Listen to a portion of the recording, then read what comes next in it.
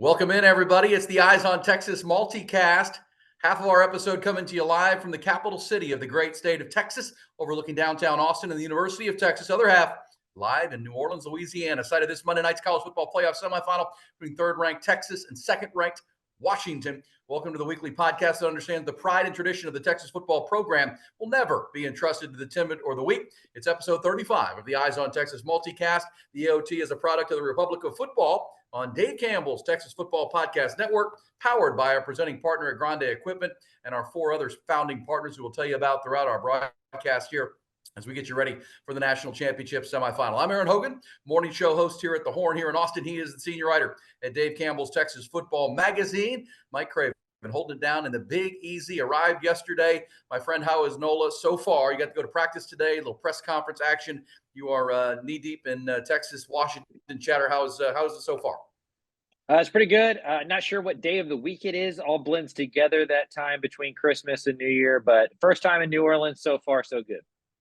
Yeah, it's a multicast podcast. It doesn't matter what day it is. Hopefully, I will tell you it's Thursday. We're recording this on Thursday. Wanted to get a little later in the week, get a little more sound. We got Sark and Kalen DeBoer coming up, Texas and Washington's head coaches. We're from Pete Kwiatkowski over the course of our episode here tonight, talking about trying to stop this Washington pass offense, the number one pass offense in the country.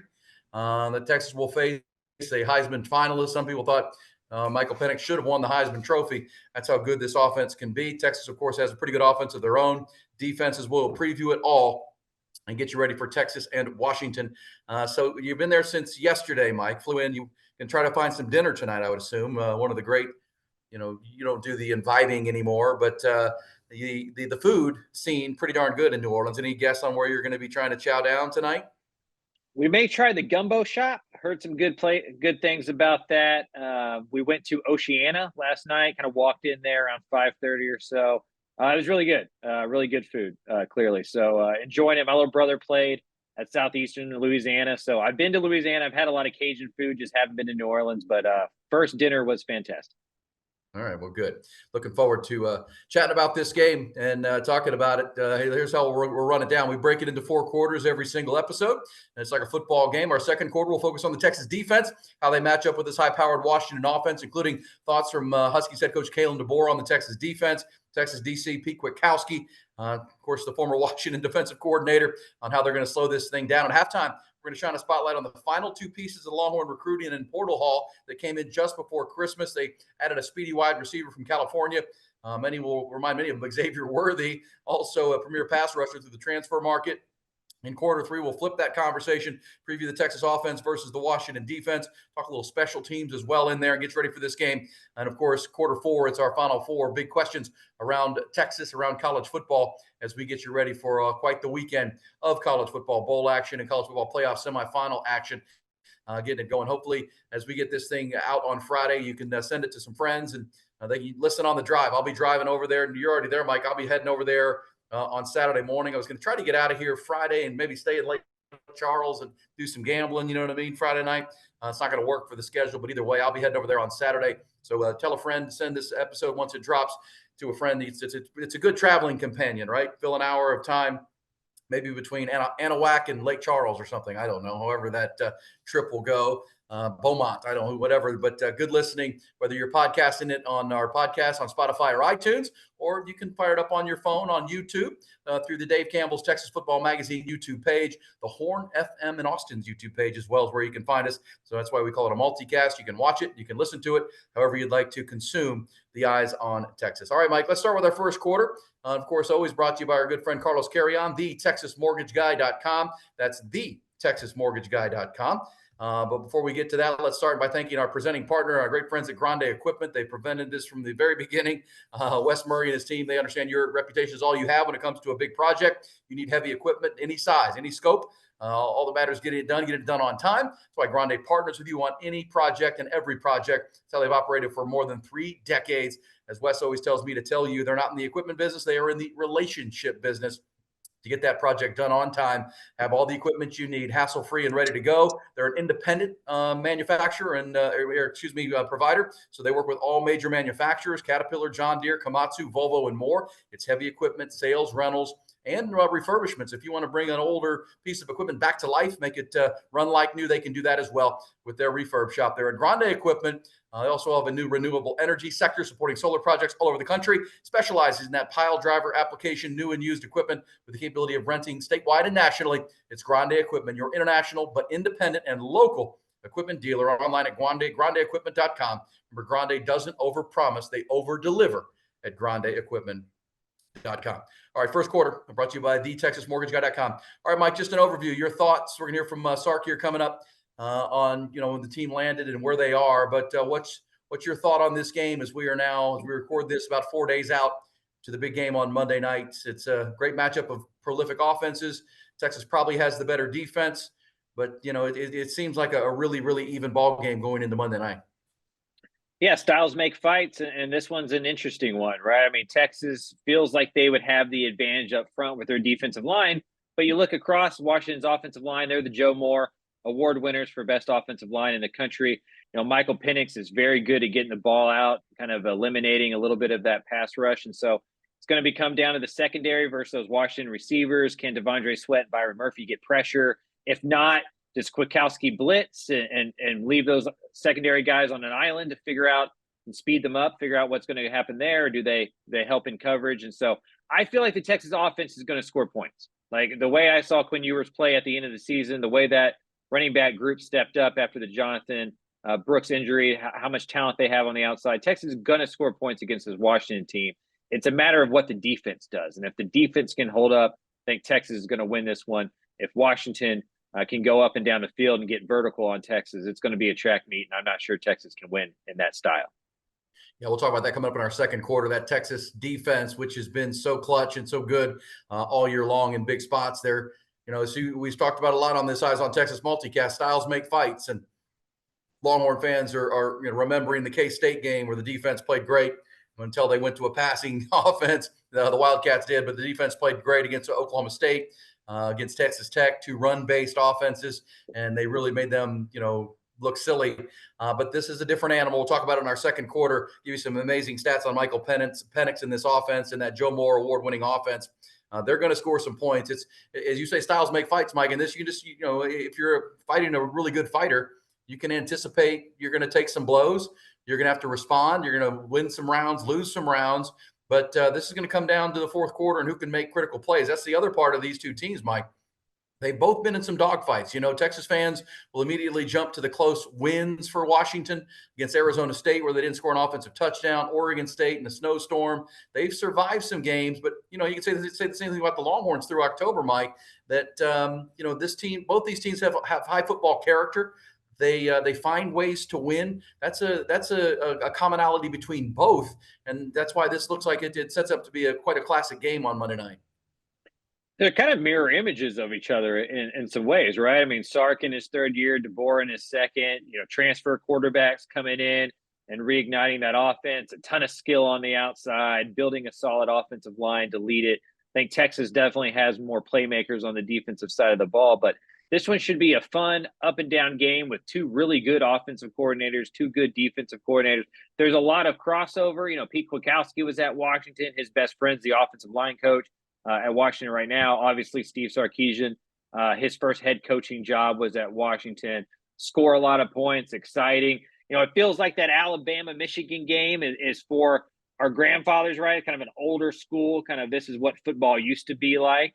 And this Texas-Washington game is going to be more modern, offensive, throw the ball up and down the lot, see who's faster, see who's better in the passing game. So I'm excited about it. I think it's going to be a really fun football game, and neither team has really been in this position. There's not anybody. A.D. Mitchell is about the only guy at Texas who's been in a bowl game.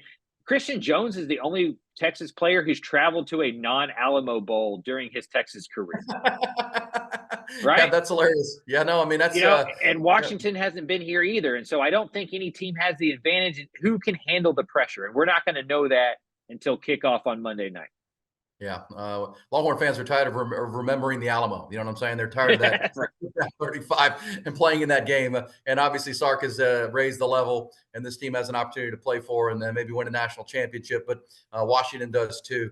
I mean, as you say, that you're a writer for Dave Campbell's Texas Football. You like the storylines. Do they matter in the game? I mean, there are several. They played last year in the Alamo Bowl, 27-20 Washington. Pete Kwiatkowski, as you said, his best friend's the O-line coach. Matter of fact, when Pete Kwiatkowski was hired by Sark when he got here, the linebackers coach at Washington was promoted to DC, and he's still the defensive coordinator. So he's still there. So he knows, Sark and these guys, PK and these guys certainly know one another. There's familiarity between the staffs, and in a coaching realm, you kind of keep up with your buddies more than any other. So they've been watching each other from afar because they're different time zones and they can. So that's kind of cool. Do you buy into any of that? Does it matter that they played last year? Does it matter that there's familiarity in the staffs, or is it just show up and play ball on Monday? Whoever's the most prepared, whoever executes better, is going to win the football game. I mean, I think both of those things, right? I think it matters. I think it means something. I don't think it's going to be the defining characteristic of this football game. But there's no way that these coaches at Texas haven't used that as motivation and show some plays where maybe they got whipped last year. I'm imagining Washington's kind of cautioning their players against that.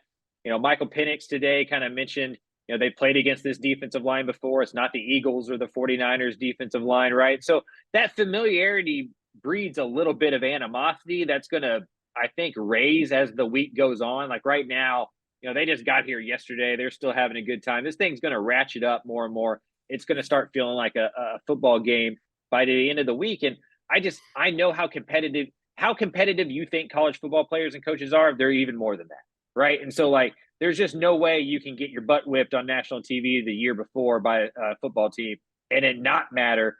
Texas has beaten Bama. They've beaten Tech. They beat Oklahoma State. They beat TCU. They've beaten all the teams that beat them last year. The last notch, the last one to get back is Washington. And to do so, you get to a national championship game. I just think it's got to matter at least a little bit in the subconscious. Yeah. And just, you've lined up across a lot of those, and a lot of the players are the same. So in your head, when you go to bed at night, you can remember how that player played, maybe his tendencies. You studied him the year before. That familiarity is big. Anybody that played high school football knows, you're playing your district guys. You knew them from the year before. It kind of gave you a better, advanced scouting, and just felt comfortable. I can handle that guy. He's pretty good, but I did well last year. Or if he burns you a few times, maybe you stay up nights worrying about it as a player. But I do think the familiarity will play a factor and make it even a better game. Mike, to wrap up our first quarter, then we'll get into the finite details of offense v defense and everything that's coming. Plus, we'll mention and talk about the two newest Longhorns additions that we haven't talked about since our last episode. But Mike, you got to talk to some of the Longhorn players, and one of the common themes on this podcast all year long, and I think if we go back to the summertime, what this team could be. We talked a lot about the players who were never going to play a game in the SEC. Will never play as an SEC football team. And you got to talk to some of those senior leaders, some of the Tom Herman players from the past. You mentioned Christian Jones. Before they left, you got to have an availability with those guys. They really have been the driving force to this thing. I mean, these guys that have brought the culture, have seen the dark times, aren't worried about what's coming next year and the year after and all the SEC conversation and talk that Longhorn fans are fine to have. They don't care about that. This is their moment. This is their opportunity. They've delivered during the course of a 12-1 regular season, and now they have a chance, as I heard several of the players say, to leave a mark on a legendary program. What were your takeaways from the guys you talked to that have helped put the Longhorns in this position? Yeah, it feels like they're closer. They're a family, and the way that those guys talk about it, you can tell that wasn't true beforehand. And so that, I think it gives a little bit of light to what was going on with the Herman thing and the splintered locker room, and just how just that team didn't have those feel good vibes. And you need culture. Like TCU made that run last year because Sonny Dykes came in and just provided that roster with good vibes, right? Like he just let them out of prison. All of a sudden they went and played really well and got to the semifinal. Sark's kind of done the same thing, right? Like he's completely flipped the culture at Texas. I mean, the Brees Hall quote is always going to stick it out in my mind. The 5-star players were the 5-star culture. And he's right. Like if Texas was ever to figure out the culture like they had during the Mac Brown years, those 5-star players were going to rise to the top and they were going to get good again. But the guys you mentioned and the availability we had before the Christmas break before we came out to Sugar Bowl. What I noticed, what I thought was interesting was, Christian Jones came out first, then Michael Taft, then David Binda, then Jalen Ford. Not only are those guys holdovers from the Herman year, those are 3-star players. Michael Taft was a walk-on that doesn't even have a rating. That's what stood out to me. When you started to look at it, and you go, Texas isn't doing this with just 5-star guys. It's not just sheer talent. It's not just the Quinn Ewers and the Xavier Worthies, and those kind of Anthony Hills. It's Tavondre Sweat, who was laughing on the bus in 2021, right? It's Jake Majors. It's Hayden Connor. It's Jalen Ford. It's guys that were developed, and Texas hadn't developed in a long, long time. If you can recruit at the level Sark has, and you can develop at the level that these coaches have in the last couple of years, that's a dangerous thing. And it makes me feel like this isn't a one-year wonder for Texas.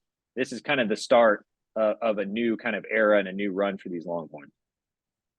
All right, before we wrap up our first quarter, let's hear from Sark upon landing in New Orleans earlier this week. Actually, it was Wednesday of this week when they got there. They had a practice in Austin, got on the plane. Great send-off, by the way, for all the Longhorn fans that got out there and sent them off from campus. That was pretty cool scene. I know the Longhorns were pretty touched by that. There were a lot of Longhorn fans out there on Wednesday as they headed out to the airport. But upon landing, there was a press conference, and here was Sark. It feels like his team's mindset is where it needs to be. But at the same time, he wants them to enjoy the opportunity that they've given themselves to enjoy New Orleans and have a trip to the Big Easy.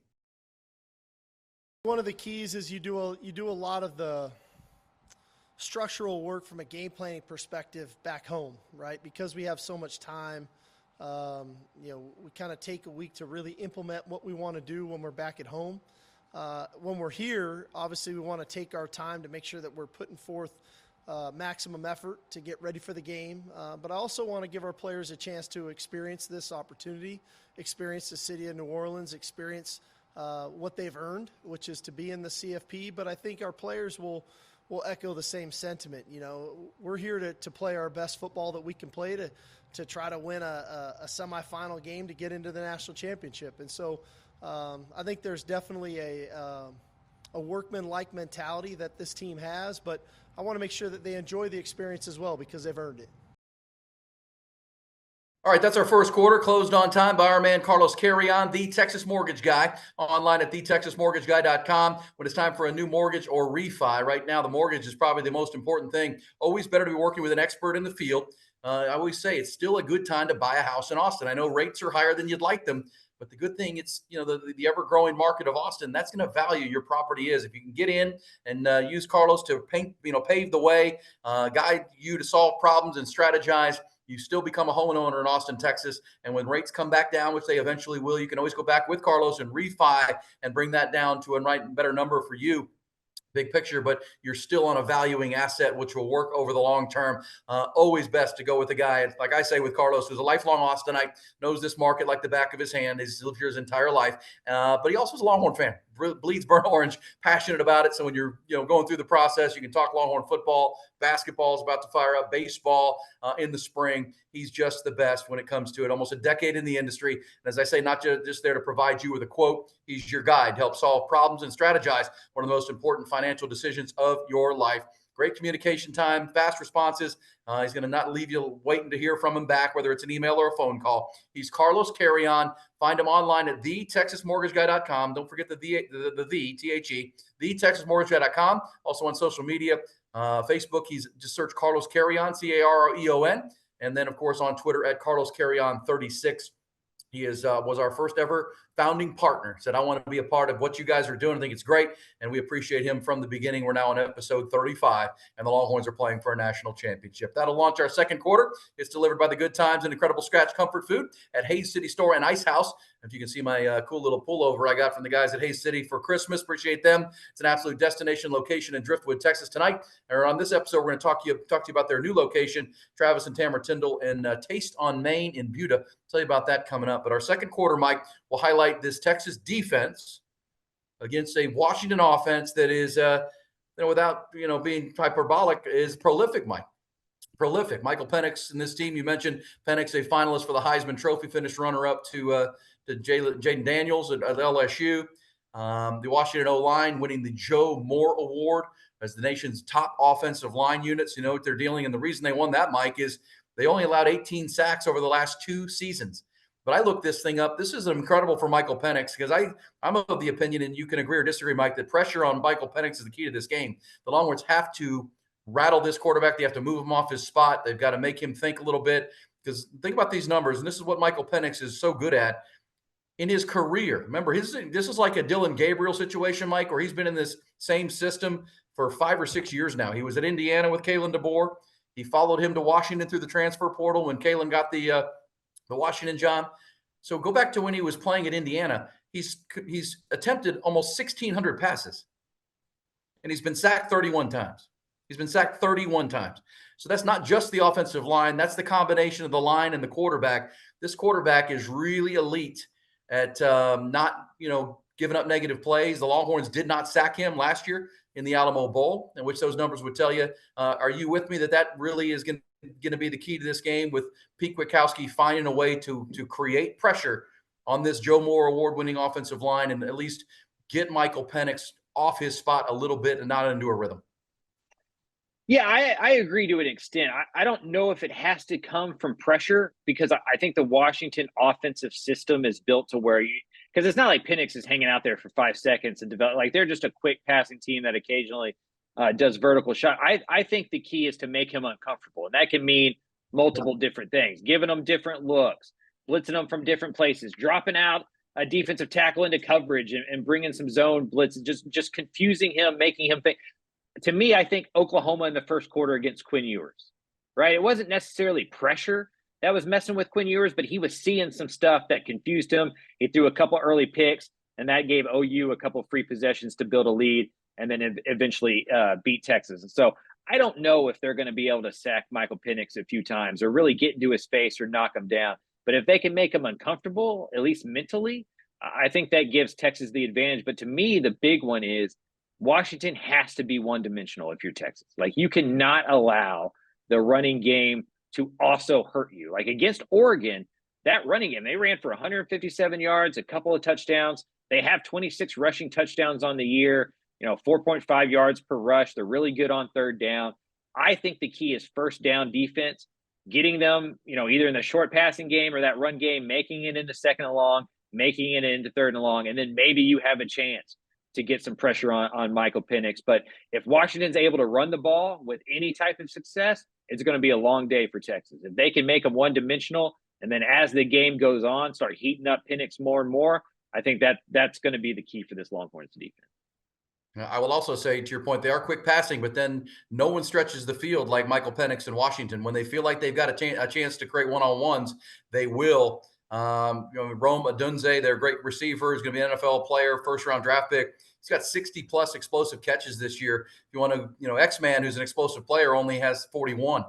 So he's almost 20 more. They take the deep shots a lot. They're a vertical passing offense that also likes the short passing game, as Mike mentioned, and they'll run the ball. And this is where Kalen DeBoer's offensive scheme. These are two of the premier offensive minds in college football right now, in Sark and Kalen DeBoer, and they both have a trigger man and a quarterback that they feel really good about. And this is the most similar team you can think of is, Dylan Gabriel, how familiar he was with Jeff Levy's system and at Oklahoma. And Texas got off to a rough start in that game, and they played pretty well through the second and third quarter and into the fourth quarter. And then we know it was that 2-minute drill at the end that cost them. And Mike, in my opinion, is we're looking at this game's going to be a lot like that. I think this game is going to be about, breaking tendency at some level, to your point about confusing a veteran quarterback who's 23 years old now.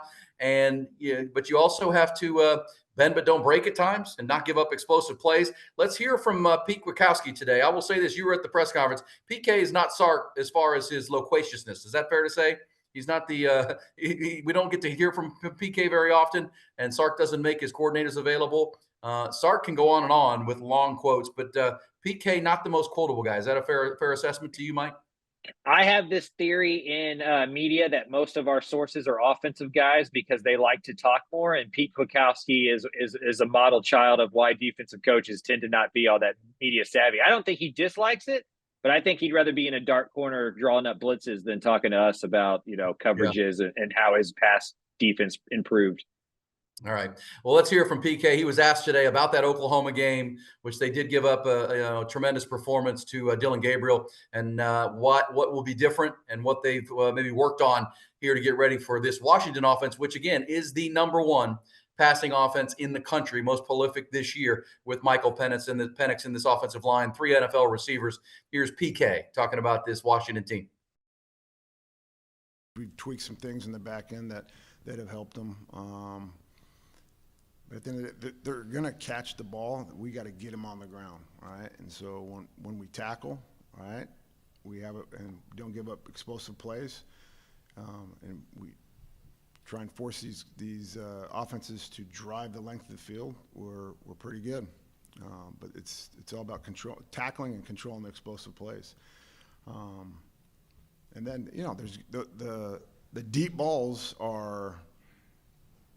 they're one-on-ones, right? And they do a good job. We got to go up and compete, and we got to play the hands, play the ball, and there's no magic answer to that other than competing and being where you're supposed to be, and then at the when you're high pointing the ball, right, and making a play on the ball, playing the hands, and hopefully getting the ball stripped out. All right, Mike, as he said, they've tweaked some things. They've been working on it. They've had a month to get ready for it. They're going to have to show him some different looks because there's not much this quarterback hasn't seen. Is it fair to say the lines of scrimmage? I mean, this will be a common theme as we preview this. I mean, Texas is the biggest, most physical line of scrimmage they've seen. They're even bigger and more physical than a year ago. This could be a game that looks pretty even in a lot of places, but the lines of scrimmage and the physicality of Texas may be the separator. It's got to be. Like, Texas has to be the bully in this game. They're not going to win the other way around. And so I think they know that. I think that's a good sign for Texas. And I think us having that conversation illustrates how far the Longhorns have come. Like, the fact that they got to be the bully, that they're the bigger, stronger, more physical team, and that they need to exert their will. Like, that shows what Sark has recruited, what he's developed on both lines of scrimmage. To have that kind of advantage in a national semifinal is a big deal. They're the more talented team. Washington doesn't have a single 5-star on the roster, right? Like, Texas has more 4-stars than Washington does as well, right? Like, they just have I think they're the 6th most talented roster in the country. Texas is. Washington's not even in the top 20, right? And so they're going to have a talent advantage. It's just whether they can exert that talent advantage and allow, if the lines of scrimmage can play well, then all of a sudden that outside talent, that young talent can really step up. Yeah, well said. I don't think Washington has a single 5-star on their team. I mean, they're built on 3-star kind of players, and that's kind of being in Seattle, being in Washington. Roma Dunze, their great receiver, is probably the highest-rated player on their class. Came out of Bishop Gorman down there in Las Vegas. He's a tremendous receiver. Maybe he will be the best receiver the Longhorns have faced this year. And the Longhorns, remember, Mike, will have Derek Williams, their freshman, 2 5-stars, their freshman safety, suspended for the first half of this game because of that targeting penalty on the kickoff return in the Big 12 championship game. It's unfortunate, but as PK said today, it's next man up. They're going to have to go with the rotation of Jaron Thompson and Keaton Crawford and Michael Taft at safety. That's not optimal to be facing this offense offensively, or this number one passing offense, without Derek Williams on the field, who's come a long way. He's their best coverage safety. So you're going to need a lot from Ryan Watson this game. Manny Muhammad at corner. Obviously, Terrence Brooks, who I thought shined in this game a year ago as a freshman, didn't back down in this game. Those guys are going to have to be really, really good, and the safeties are going to have to be on point, and they're going to have to be able to get pressure, Mike, with the down 4. And sometimes they're going to have to bring some internal pressure, right? Maybe some middle blitzes, second-level blitzes with Anthony Hill, Jalen Ford, disrupting what Michael Penix wants to do. They have to do it because he's really good. As we said, 31 sacks in his career against 1,600 attempts. That's pretty darn good. Let's hear Pete Kwiatkowski on T'Vondre Sweat. He was asked today about the award-winning defensive player, Big 12 Defensive Player of the Year, the Outland Trophy winner. Here was PK. We haven't heard from him in a while about the impact T'Vondre Sweat has had on this team. Here's PK. And then, he's a big dude that's, there's an athlete somewhere inside that body. That's what we always joke about. But he is hard to move. He eats up a lot of space. He takes multiple blockers, and so that frees up the linebackers, gives us a little bit more, bit of a luxury to be able to play with lighter boxes. because of what those two guys inside can do in the run game. Yeah, I like that, Mike. He's a big dude. He's a big dude. It goes without saying. And he said there's an athlete somewhere in there. You know what I mean? We've drawn that out of him. He has been, I mean, as impactful a defensive lineman as Longhorns have had in decades. And he will be pivotal in this game. I know Longhorn fans, Mike, have made a lot about the 280-pound center for Washington. That's the one place where they have an injury. They have a center who's 280 facing 360 on one side at the point, and then Byron Murphy. I know they'll try to protect him, but that has to be win for Texas. Yeah, big guys beat up little guys, right? That's why there's weight divisions in MMA and boxing. I don't think we can undersell how important Devondre Sweat and Byron Murphy are to this defense.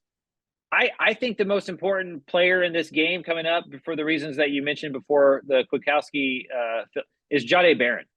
Like, he's going to have to be everything for Texas. He's going to have to deal with the slot.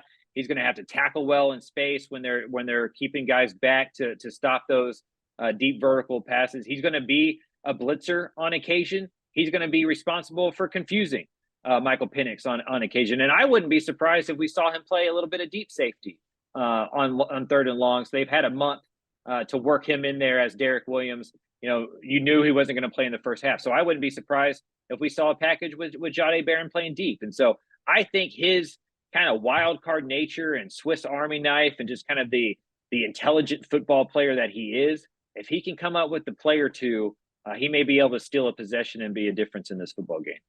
Love that observation. And you're right, with the month to prepare, those are the kind of things you can do, moving chess pieces around the board. In addition, if you want to move them off of that star position, is a Jalen Gilbo ready to step in and kind of fill that role, and show what he can do in that opportunity if you need to move, Jahdae over to the safety spot and the key spot. And you can do it on passing downs, right? And that's to your point about first down defense. One final thing to wrap up our second quarter, presented by our friends at Hayes City Store and Ice House and Taste on Main. Kalen DeBoer, the coach at Washington, second-year coach, 11-2 in his first year, 13-0 this year, the National Coach of the Year. He was asked about his thoughts on this Texas defense and the front. It's pretty evident, what they are up front, and just guys that stuff the run, and I think just as a unit, get after your quarterback and get a push at the line of scrimmage, getting the quarterback's face, and we know that will be a great challenge for offensive line. Coach Huff's done a great job with our guys, and all season long, and looking forward to that challenge. We know it will be a great one, but that's certainly a big piece of their defense is what happens up front, not just at the line of scrimmage, but also with the second level at the linebacker level. All right, good stuff right there, and obvious that they got to deal with that, Mike, that Kalen DeBoer and his team are very aware of what they're going to face with this front and try to create some mismatches where they can. The chess match there, Pete Kwiatkowski against, his former linebackers coach, and Kalen, this is a lot of fun. There's a lot of fun in this game, and really, really looking forward to it. Because, again, I was at the game in San Antonio last year, Mike, and the stats would tell you that, Washington really controlled the game, but felt like, 27-20 was a one-score game, and the Longhorns kind of had a lame game plan, I thought. They didn't have Bijan and Roshan. They didn't run the ball. They didn't get much pressure. It just seemed like, I'll say they were happy to be there. That would be too strong. But I think the Longhorns, if they bring that intensity, bring that ferocity we've seen this year, Longhorns have a real chance here to beat this Washington team. But don't underestimate them. I hear a lot of Longhorn fans looking at where their pass defense ranks, which we'll talk about coming up in our third quarter and these kind of things. This is a 13-0 football team, Mike, who played a really tough schedule out of the Pac-12. It's hard, Texas fans know it's hard to go 13-0. That's a very difficult thing to do. And they played their best in the big games. They kind of farted around with a couple of those Pac-12 teams, and Texas fans know how that goes, right? Like, it's hard to get up sometimes for the no-name teams or the teams that aren't the Cals and Stanfords and stuff like that. But when they were playing Oregon, when they're playing USC, when they played Utah, that's when Michael Penix and that offense played its best. That's when the Huskies played its best. I am a script nerd. I love the first 20 plays of an offense on both sides of the ball. I like to see what the coaches thought was going to work and how they went about and designed it. The Ryan Grubb offensive coordinator at Washington, if there's a guy that rivals Sark, he's in the top 5, right? Like, if we're talking about like top 5 script makers, offensive coaches in the country, I think Sark is clearly in the top 5. I think Ryan Grubb at Washington is one as well. That first quarter is going to be big for the Texas offense or Texas defense. I'm sorry. All right, looking forward to that Monday night, 7:45 kick, and it's the Eyes on Texas multicast, episode 35. And we'll talk about Ryan Grubb and that Washington, the offense we're going to talk about the Texas offense and Sark and his script against this Washington defense coming up in our third quarter. That's a great way to wrap up our second quarter, which is brought to you by Hayes City Store and Ice House. Ryan Grubb with that script, working with Kalen DeBoer, and a quarterback who's played a lot of football. Well, Mike, we always say about Hayes City Store here on the podcast and the episodes. Let me tell you about our friends at Taste on Main. Travis and Tamara Tyndall, who brought Hayes City Store and Ice House online back in 2015, have now opened inside the last year. Taste on Main, which is in downtown Buda, charming downtown Buda, Texas. It's built into a 100-year-old historic building in downtown Buda. It's right there on Main Street in Buda. Great with all the lights and everything up for Christmas, and it's such a great spot. Man, it's gonna knock you out how good it is. If you live in Austin or live in San Marcos even or wherever, you got to get to Taste. You don't have to go all the way downtown in Austin and fight traffic and dark steakhouses and parking and everything to get a great steak and seafood. They've got it for you at Taste on Main. That was their goal with Travis and Tamara, to bring Taste online and make it a casual, relaxed environment, but still a family-owned steak and seafood restaurant that rivals any you'll find anywhere in Austin and Central Texas. If you're looking for a great steak or seafood, the raw bar with the oysters, but they have a very versatile menu. If you don't want the steak one night, you want to try the fish, of course, the fish of the day and the catch of the day. Also, they've got a chicken fried pork chop. If you're looking to go big.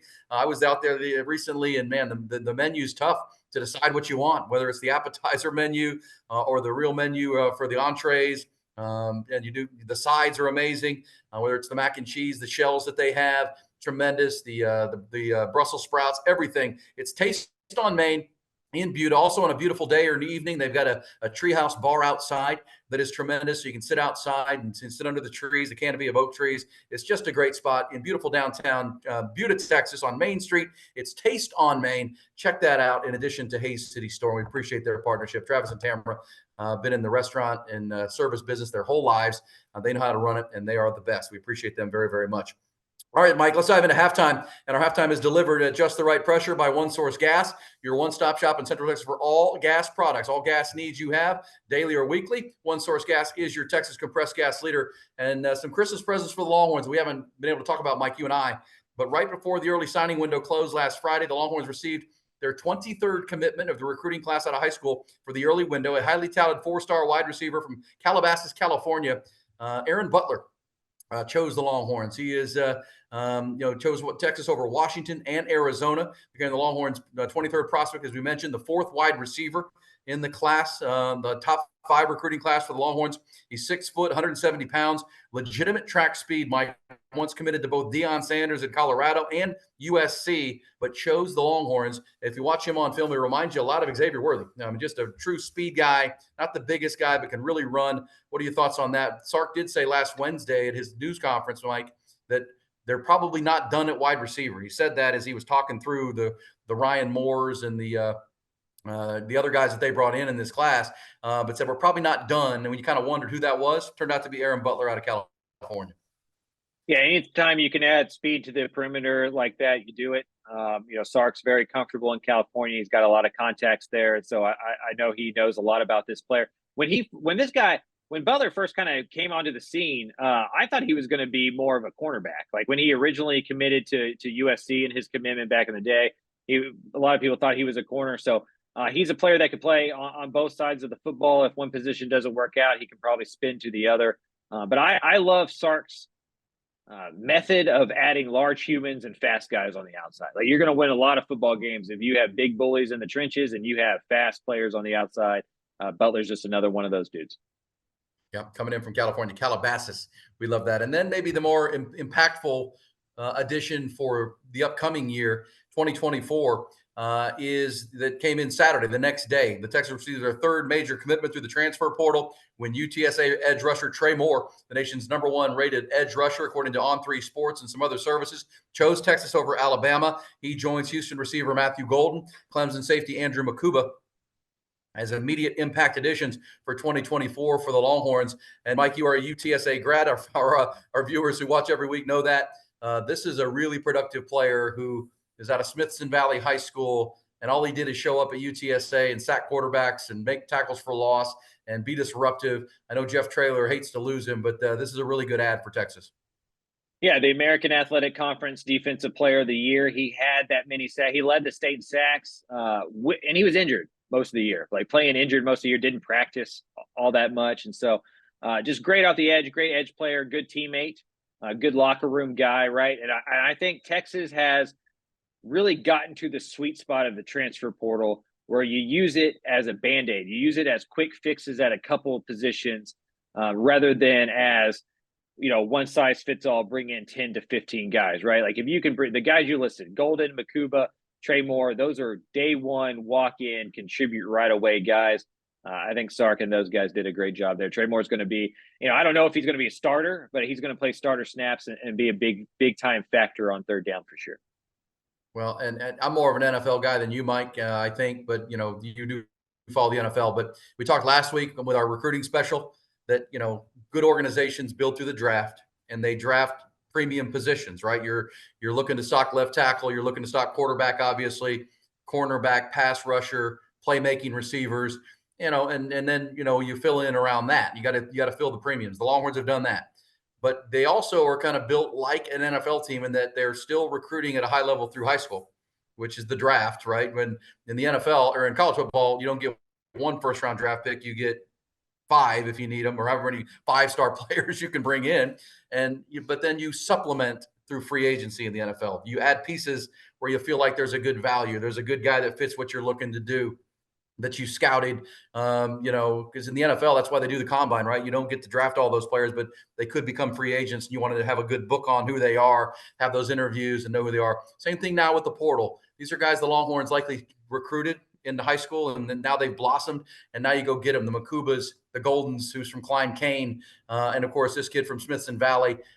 And they're not chasing stars, Mike. They're not chasing this guy was great out of high school, but hadn't produced at the college level yet. We'll get the best out of him. That's kind of an ego trip for coaches. The 3 portal players have produced on the field in big time ways at Houston, at Clemson for 3 years with Makuba, and UTSA's, sack leader. I mean, these are guys that have shown it that they can play major college football. Yeah, I had a coach on the personnel side a couple of days ago tell me that you recruit upside and you portal production. And, I think that's what Texas has done excellently here. You go for proven commodities in the transfer portal. There are some teams that don't have that luxury, that haven't recruited as well at Texas and can't go about with that formula. But with the way that they're developing players, with the way that they're recruiting, they're allowed to get picky in the portal and go straight for production. Yeah. And again, if you parallel that to the NFL, teams that live in the free agency because they haven't drafted well, they typically don't win. They just really don't. Because the free agent players typically cost you more. You got to overpay for guys in the free agent. They're trying to cash in on that free agent opportunity. And in the NFL, they don't let them get to free agency with salary, franchise tags and things like that. If they sign them ahead of time, if they got a good player, they don't let them get loose. So you're usually signing guys that probably aren't worth what you're about to pay them. We can kind of compare that to NIL because those transfer portal guys are looking for stuff. This feels like guys like Makuba wanted to come home.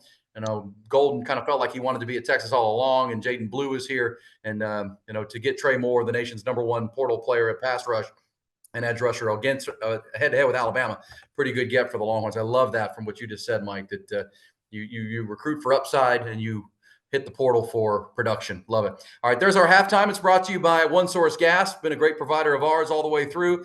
They provide compressed gas needs on a daily and weekly basis, whether it's CO2, nitrogen, oxygen, propane, many more to various industries in the great state. And you always know a company's good when they're growing market share. One Source Gas is 12 years in this now.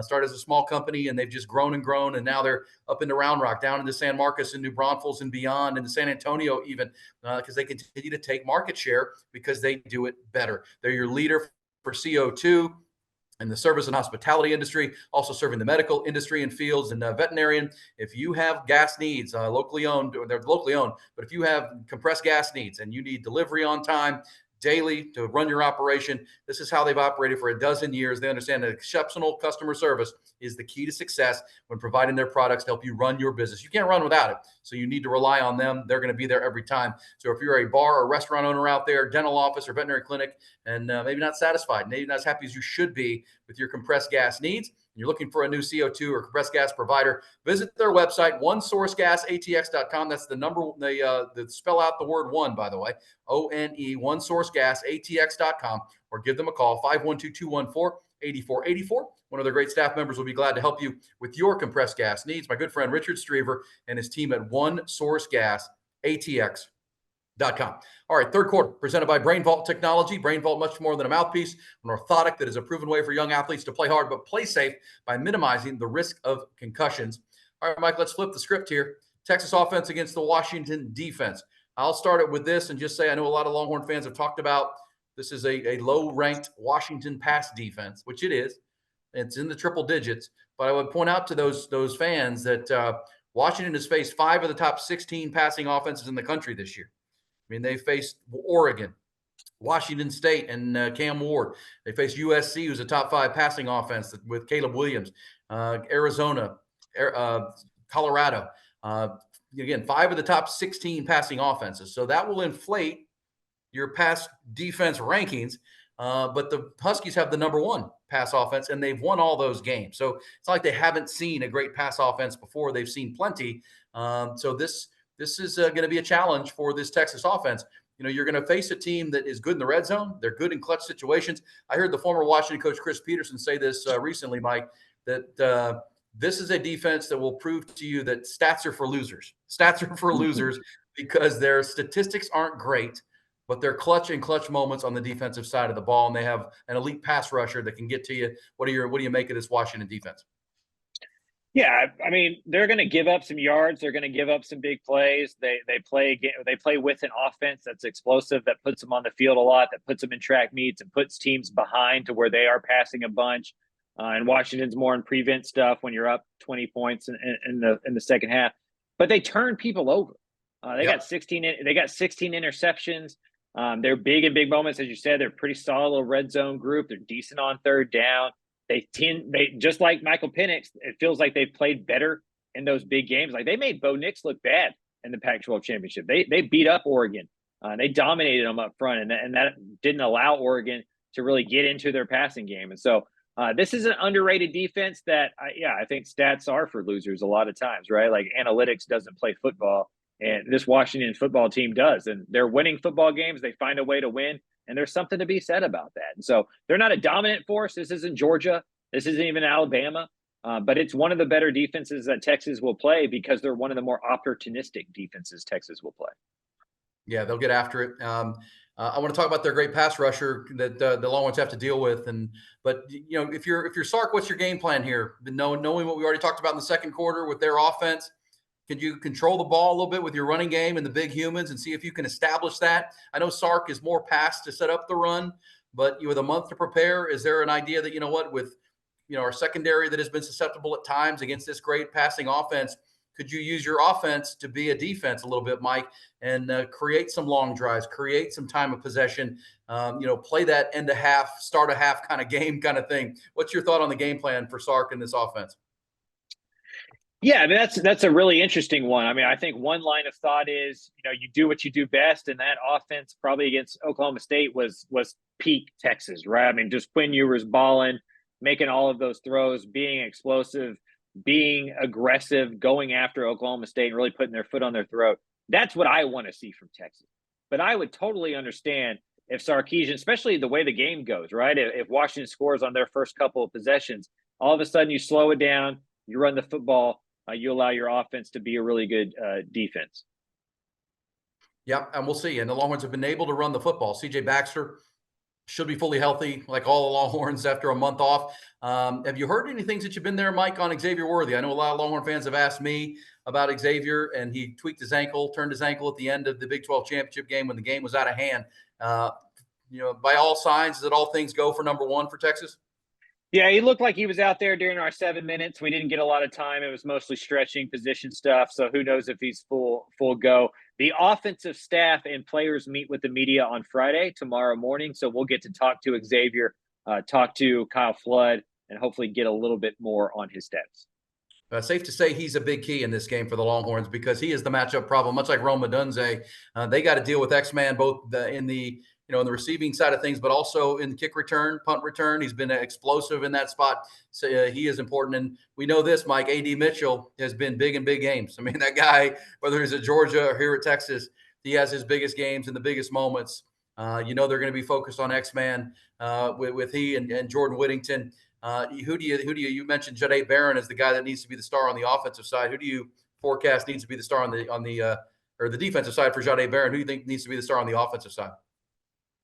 Probably a JT Sanders or a running back is probably who I would pick. I think that's because I know what the wide receivers are. I mean, I assume A.D. Mitchell's going to have a big game. I assume Xavier Worthy's going to have a big game. Jordan Whittington's going to be clutch. I think the wide receivers have earned that kind of respect. But if JT Sanders can have an 8 catch for 110 yard and a touchdown game, or CJ Baxter can have a big game, or Jaden Blue breaks a couple of runs, if Texas can find other ways to manufacture points other than just Xavier Worthy, A.D. Mitchell, Texas is going to be in a really good spot offensively because there's only so many guys you can cover. They're going to put 2 on Xavier or 2 on A.D. That's going to leave one-on-one matchups everywhere. They're not going to be able to put 8 in the box, so the running game should be good. Give me one of those running backs or JT Sanders being in the X factor. That'll be interesting to see how they deploy it. They do have weapons, and I always think JT Sanders is where they use emotions a lot, as does Washington. By the way, a lot of motion to create those, and hunting. Both coaching staffs will be hunting mismatches, and Texas can create them with their speed, with X-Man, the route running ability, and just the overall receiver capabilities of A.D. Mitchell. And then JT Sanders is just a matchup problem all the time, especially if they can establish the run and then let the big humans go to work. And that's, that really is Sark's recipe, Mike. I mean, is to pass, to set up the run, get a lead and then run it, wear teams out and run out the fourth quarter. If you can do that against Alabama, you can do that against K-State, you can do that against, Texas Tech. You feel like you can do that in this game because you are bigger, you are more physical up front. Everybody talks about the Joe Moore Award winning Washington offensive line. Texas O-line is big and physical. And if they can start to wear down this Washington defense, Braylon Trice is their best pass rusher. He really is another guy who probably is a first day pick in the NFL or early second day. He's their sack leader. You got to control him and corral him. But this run game, I think, can be really strong for Texas in this game. And it's been a force the last few weeks for the Longhorns, even with the loss of Jonathan Brooks. Yeah, I mean, you're probably going to get 7 guys in the box most of the time. And the fastest way to slow down edge rushers is to run right at them. So if Texas can bully those guys, be two-dimensional, make them respect and think about the run game, that allows Kelvin Banks, Christian Jones, the offensive line, a little bit of extra help when the passing game does come around. I always think about pitchers, and Sark kind of feels like Greg Maddux to me, where he uses the off-speed stuff to set up the fastball. We all grew up thinking you're supposed to use the run to set up the pass. A lot of times Sark does the opposite of that. He kind of pitches in reverse and then uses the run game to kind of melt the clock and kind of ice the game.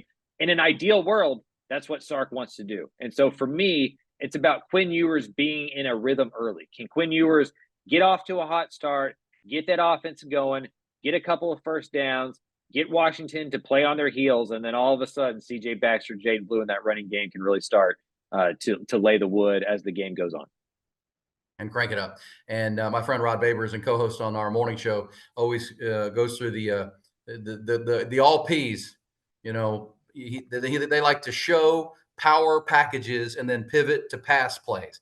When they go to a 6-0 line package, which is called the Big 12 package, but they also have a pony package where they've got 2 running backs, not a fullback, but 2 tailbacks on the field at the same time. And we've seen that a lot here lately, Mike. They did a lot against Oklahoma State where they have 6-0 linemen and 2 running backs with JT Sanders. And all of a sudden the defense has to match that with linebackers, right? They've got to match that with heavy personnel. And then they pivot to play action passes, which create big plays with, you don't have coverage guys on the field as much. And the running backs can become part of the passing game too, whether it's on screen plays And that's where Sark's wizardry comes, where you force a team to match you personnel wise, getting ready for a heavy run, and you pivot to pass. Sark has done a great job of that, whether it be through formations, and that's her having all this talent. And Sark's mind, allows you to create those packages that can really force a defense into the look you want, and then you can attack it. They've really done that very well here of late. All right. So that's before we wrap up our third quarter. Let's hear from Kalen DeBoer, the Washington head coach, once again, talking about 1 year to the next, what he's seen from this Texas offense, and specifically Quinn Ewers from last year in the Alamo Bowl, where he threw for over 300 yards in the 27-20 Texas loss to Washington, to this year where they face a more experienced Quinn Ewers and a better Texas offense. Here's Kalen DeBoer.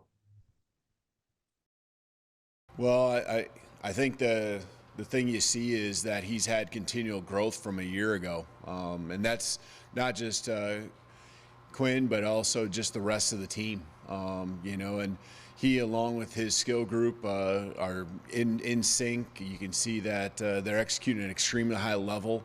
I think his command of the offense has continued to improve from a year ago, and so we're expecting a much different football team than we saw, which was a very good football team even a year ago. And so he's protected. He understands. I think just from a football sense, it's another year into your career, and so been very impressed. He can deliver the ball, put it wherever he wants, and we'll have our hands full, trying to slow Quinn and the offense down. All right, Mike, as we wrap up the third quarter now, there's Kalen DeBoer. Any thoughts on that? And how many points do the Longhorns need to score to win this game in your mind? Is there a point number in your mind? That's the $1 million question, right? I mean, I feel like I think Texas needs in the 30s. Like I think this Texas defense is really good. I'm not trying to slide it. I think Washington's going to score points. Like, you're not going to keep them down all game long. Even if you play well, they're going to score in the upper 20s or the low 30s. To me, if Texas can get to 35 or above, I give them a really good chance of winning this football game. If you tell me right now Texas scored 27 points, you don't tell me what Washington scored, I'm probably going to put my money on Washington. Agree with that. You and I are right in line, and maybe that's a good thing or maybe not. I don't know, but I'm with you. The number in my head is 35 and maybe 37. If they go north of that, I feel good about it. If they're below that, I worry, because I do think this Washington team is going to score. I think this is, 34-31 kind of game, 37-34, 41-35, that kind of stuff. I think this is going to be a hell of a barn burner between Texas and Washington, and a chance to win go play for the national championship down in Houston 1 week from Monday. Mike, coming up, we'll hit our fourth quarter and we'll talk about the other game. Your thoughts on Alabama, Michigan in the Rose Bowl on New Year's Day. Who's going to win that? Also, we'll hear from Jalen Milroe, the Alabama quarterback. He talked today about Bill O'Brien, the former offensive coordinator, former Houston Texans head coach, advising him to get off and move off of quarterback and play a different position. You're going to want to hear this piece of audio. Let me tell you about our friends at Brain Vault, who bring you the third quarter and have all year long. Brain Vault is a revolutionary and patented mouth guard that has been proven to help reduce the risk of concussions. Now, it's more than a mouth guard, as I say. It is backed by science, backed by research, and on-field performance. We told you all year, more than 8 years. Over 100 NFL players have been wearing the Brain Vault technology. Drew Pittman is an agent in the NFL who has worked with Dr. Greg Eckert, who's my dentist, who has they've worked together. Drew Pittman came to Dr. Eckert and said, look, man, I'm trying to protect my players. Is there a way with an orthotic that we can do that? And they went to work on this thing, and it's something that Greg Eckert has been passionate about his whole life, that he really believes that lining up that jawline and optimally aligning that position allows for maximal force. It's like a shock absorber in your mouth. When you hit that point of contact and your teeth clench, you want everything to be in the right position. Brain Vault helps your mouth and your jawline and your neck muscles to do that. It really does work. You can go to the website, brainvault.com, and learn about why it works and the research that it's based upon. Read all about it. What is it? And everything that's been tested and researched.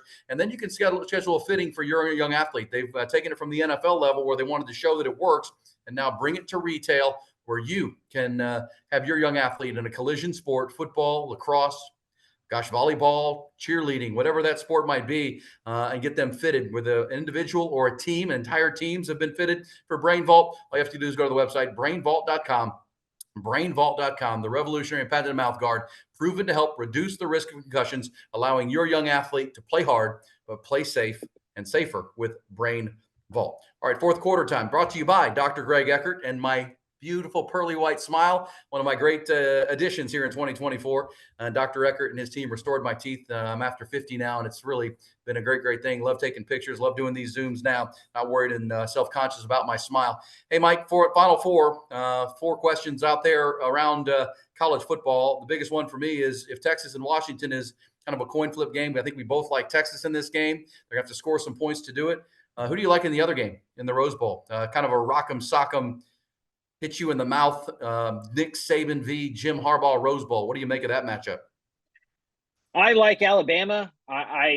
Michigan's proven to not be great in these situations. I still cannot believe they lost to TCU in that semifinal last year. I don't think J.J. McCarthy's the best quarterback in that game. But what scares me is that almost everybody I know and respect agrees with that take, but it's still Michigan's favored, even with all the money on Alabama. Las Vegas knows something. They definitely think Michigan is the better football team. They're holding strong on the line. That gives me a little bit of pause. But give me Jalen Milroe, give me Nick Saban in a big football game. I just say, Nick Saban, his a number. He's 9-4 in the playoff, which tells you he's coached 11 games in the playoff. 13 games in the playoff. 13 games. My maths, my St. Edwards math skills are showing up. 13 games. I mean, that's ridiculous to have that many games in this place. He's been there, done that. He's Nick Saban, and with a month to prepare. Same time, I think you're right with Vegas that everybody seems to be picking Alabama. I watched the Alabama-Auburn game. That game was probably closer than it should have been, but that was a rivalry game. We always pick out the bad performances, but what is Alabama at its best? What is Michigan at its best? You're right about that game last year that they lost to TCU. How about this, Mike? I mean, the college football world, we know TCU changed all their signs last year amid the swirling sign scandal that sign stealing that maybe the college football world knew before we did with Connor Stallions, and TCU was ahead of the curve on that. Word out of Tuscaloosa is that Nick Saban is not allowing his players to take their iPads home with them. Like they can't take their iPads with the plays. They can get together in groups with their iPads, but then they have to turn them back in. This is to the extent that Nick Saban is worried about the lengths that Jim Harbaugh and Michigan will go to get a hold of plays and signs. Can you imagine? I mean, think about that. That the fact that has come out, that could be Nick Saban playing games, or they're just being super cautious that Jim Harbaugh will go to any level to find an edge. It may be a battle of the two craziest coaches in college football, and I mean that like complimentary. Like those two dudes are insane. Like I would love to know how much sleep either one of them has gotten the last month. Like I'd imagine they're both paranoid about 1,000 different things. It's going to be trench warfare. Like there is going to be some bodies laid on the floor in that football game. Like that is going to be a fun one to watch. And one of the reasons I think the winner of Texas Washington wins the whole thing is because there's no way you're healthy coming out of that football game. Yeah, I mean, it's a 12-round heavyweight boxing match. And you're right. I think we're in agreement on that too, that Texas Washington winner has a good chance because that game is going to be a slobber knocker, as old Keith Jackson would call it. All right, Mike, let me play this for you on Jalen Milroe, as they're just like you are covering press conferences there in New Orleans, getting ready for the Sugar Bowl. They're out at the Rose Bowl, and today Jalen Milroe confirmed that when Bill O'Brien was the offensive coordinator, he advised Jalen out of Houston, Katy, to switch positions. And here was Jalen Milroe's thoughts on that when asked about it today. What was your reaction to Bill O'Brien telling you that you shouldn't play quarterback? Do you remember how you felt when he said that? How would you feel if I told you you suck? Probably wouldn't like it. Okay then, so that's exactly how I felt, you know what I'm saying? Is there a position he wanted you to play or said you should be this position or that position, or he just... I mean, he told me a bunch of business I could have switched to, but look where I'm at right now, so, you know what I'm saying? So who gets the last laugh? All right, there you go. Jalen Milroe getting the last laugh at Bill O'Brien, and no doubt that's the chip on his shoulder that, the previous coach told him where he should move and how he should go, and basically told him he sucked, he said. Jalen Milroe's got something to play for and something to prove. That's a talented player who has, since that Texas game, got benched the next week and has been playing as good as any quarterback in the country since that point. Bill O'Brien, still bad at evaluating talent. That's news to a bunch of Houston Texans fans. I covered Jalen Milroe when he was at Katy Tompkins, and he's not Peyton Manning, right, in the pocket. He's never going to be that kind of passer. But I think we forget that in college football, you can still win with those type of quarterbacks. You don't have to be the first overall draft pick to go win football games. It's not always the Caleb Williams. There's other ways to win this football game. The way Jalen Milroe plays, the way he competes. He's a Nick Saban guy. I think he fits perfectly at Alabama. And I'm happy for Quinn and Jalen. They were both in that same recruiting class. One was committing to Texas, one flipped to Austin. It all worked out for both of them, right? And it's cool that he's been able to grow throughout this year. He's a different quarterback than he was in week 2 against Texas. That is for sure. That is for sure. And I root for him in this spot. But one other note on that game, Jim Harbaugh, reports out of Ann Arbor, they've offered him a $12 million a year contract, Mike. But it's got a kicker clause that you can't flirt with the NFL when the season's over. He hasn't signed that yet. Does that give you an indication of the future of Jim Harbaugh, win or lose on Monday and beyond? Why would an NFL I don't want to take this podcast into the rails here, but why would an NFL team want Jim Harbaugh? The headache that comes with Jim Harbaugh and just the amount of drama you're going to get with Jim Harbaugh seems to not be worth the risk unless you're Michigan. Michigan's the only place where this really works. He's always into something. There's always some kind of weird controversy and him kind of half stepping with the NCAA. I think he's a good college coach, but if I'm in the NFL, I probably stay away. You can go find a better coach than that with less headache. Yeah, he's proven, and that's where NFL coaches or NFL owners are gun shy. They don't want to hire a bad coach, and he's proven. But you're right. Even in the NFL, Mike, you remember when he was in the Niners, he'd have midfield tiffs with coaches and Pete Carroll and, just abrasive. He's just an abrasive guy who, to me, eventually is going to wear out his own locker room. That's just kind of the way he is. And in college, it works better because you have a rotating base of players. In the NFL, those guys get tired of you. They just get tired of hearing it. That's just Jim Harbaugh. I feel bad for his wife. I don't know his wife, but I'm sure she gets tired of him too. He's just a mouth with a fist, or he's a fist with a mouth is what he is. He just feels like he's always looking to poke and poke and poke. And but he wins, and NFL owners are looking to win. That's for sure. But we'll see. $12 million a year. Hey, Mike, in our Final Four, other things that are on your mind. I know Texas State won their first bowl game on Tuesday night of this week. Pretty awesome for G.J. Kinney. They gave him a new contract. He's making $1 million now down in San Marcos. What else has stood out to you in these bowl games so far, and what are you looking forward to? Yeah, I think the best bowl games are kind of like G5 games at this point, right? When the programs still care about the bowl, you can really tell and enjoy that experience. And so I guess to me, it just feels like college football is at a crossroads with the calendar, with the bowl games, with the extended playoff, NIL. There's so many things at one time. They need to figure out how to get all this stuff in line because we all love college football. Clearly, the audience is there for it. But to me, this time of year, I always see the cracks in the foundation and just kind of the lack of leadership over the last 20 or 30 years and how they've gotten into this pretzel. The product could be better in December, and they have to figure out a way to make that work. I agree with you. I mean, again, this is by any measure, it's the second most popular sport in North America. I mean, it's more popular than the NBA. It's more popular than baseball, hockey. I mean, it rivals only the NFL because everyone falls to the NFL, but it's the little brother to the NFL. And yeah, the lack of guardrails. But that's the NCAA's fault. It's the lack of the leadership for the last 2 decades and to get to this point. But you're 100% right. They've got to find a way to be better and do it better than it is right now. But these bowl games are a great example. I mean, there's up to 40 players who have opted out of the Orange Bowl, which is Georgia and Florida State.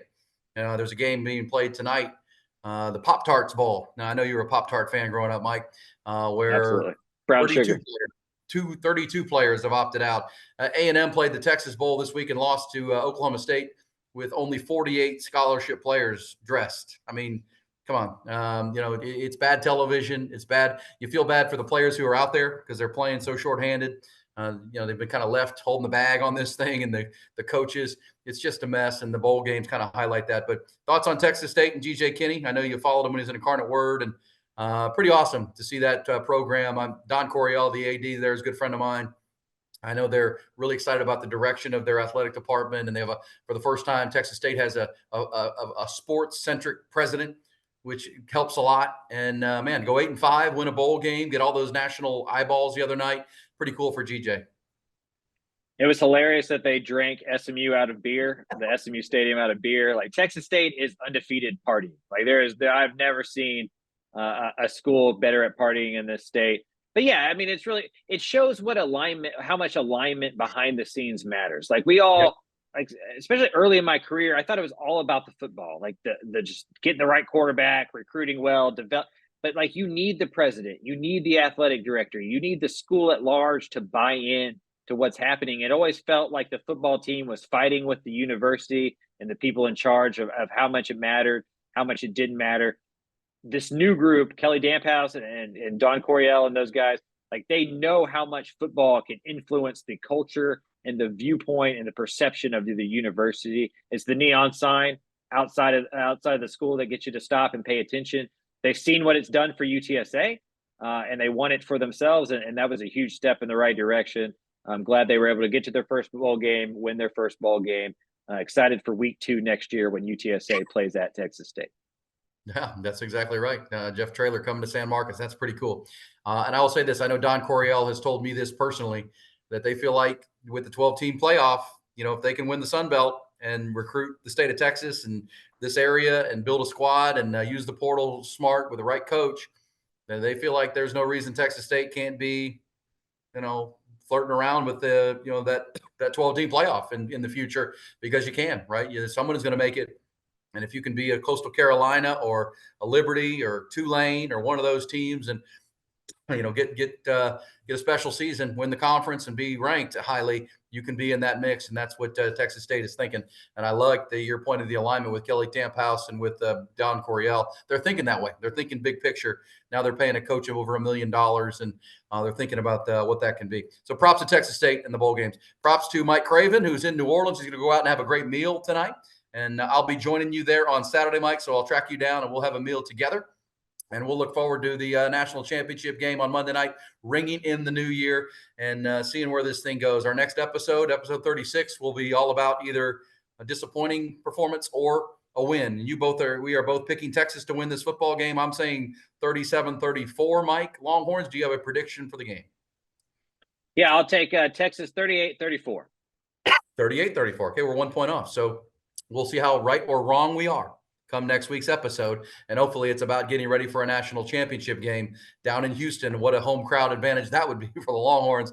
I was at the last couple national championship opportunities for Texas, 09 in the Rose Bowl, 05 in the Rose Bowl. This is a little bit different. 3 hours away from campus would be pretty amazing to have that many Longhorn fans on site, if they can get there to face the winner of Michigan and Washington, or Michigan and Alabama.